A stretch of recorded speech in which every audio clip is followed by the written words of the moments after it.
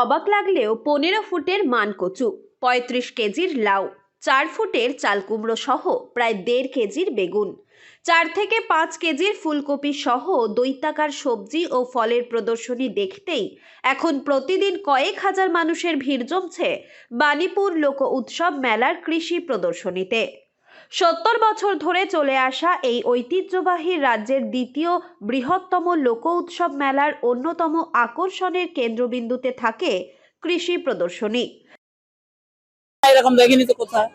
কত বড় দেখছেন এখানে? এখানে সবচেয়ে বড়, বেশি বড় দেখছি, এত বড় আমি দেখিনি তো কোথায়।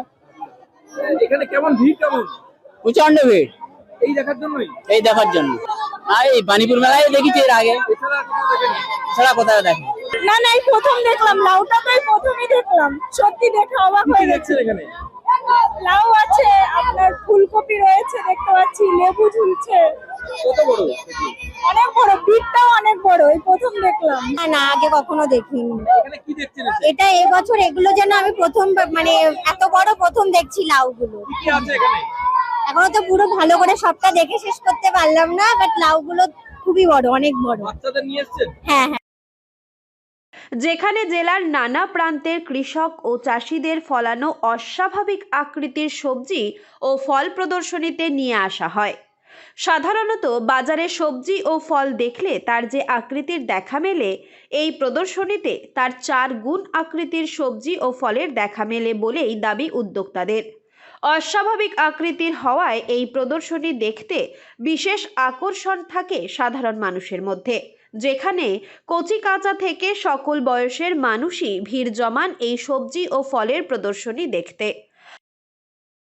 এবার লাউগুলো এসছে, এক একটা লাউয়ের ওজন আছে 30 কেজি 35 কেজি ওজন আছে লাউয়ের। তারপরে কুমড়ো আছে, চাল কুমড়ো আছে, সেগুলোর ওজন প্রায় 20-25 কেজি করে আছে।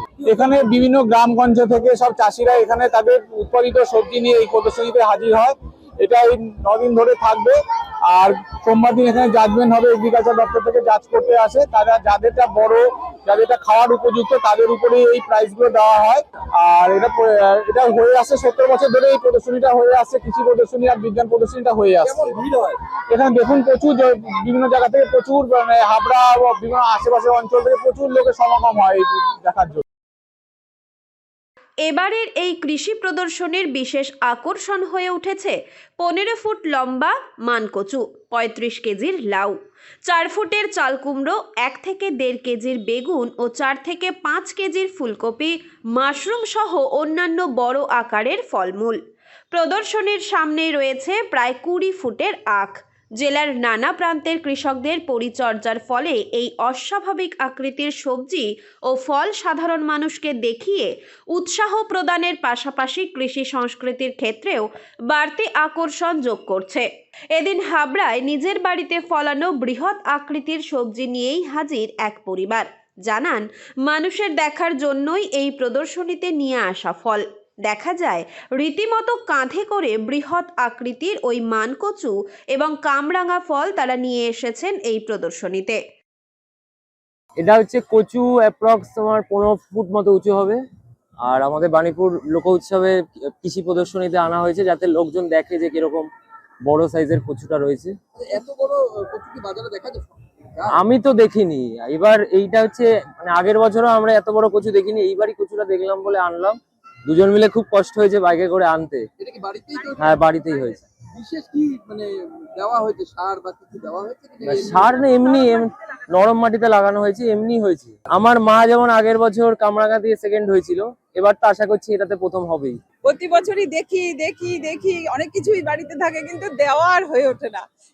আগের বছর ভেবেছি দেবই, এবার হই হবো না হই না হবো, তাতে কি, এত উৎসাহ বাড়ে, অন্য লোকেরা দেয় দেখি। হ্যাঁ, না হলে না হবো, তাতে কি, হতেই হবে, ছক হতেই হবে সেটা না। হ্যাঁ, আরো অনেক কিছু লাগাবো সামনের বার থেকে, এরকম। কোনো রকম সার ছাড়াই প্রাকৃতিক উপায়ে এই ফলন হয়েছে বলেও জানান তারা। বিকেলের পর থেকেই লম্বা লাইন, ব্যাপক ভিড় দেখা যাচ্ছে এই প্রদর্শনীর সামনে। তাই বৃহৎ আকৃতির এই সবজি ও ফল দেখতে আপনিও ঘুরে আসতে পারেন বাণীপুর লোক উৎসব মেলার কৃষি প্রদর্শনীতে। উত্তর 24 পরগনা থেকে রুদ্র নারায়ণ রায়ের রিপোর্ট, লোকাল 18 বাংলা।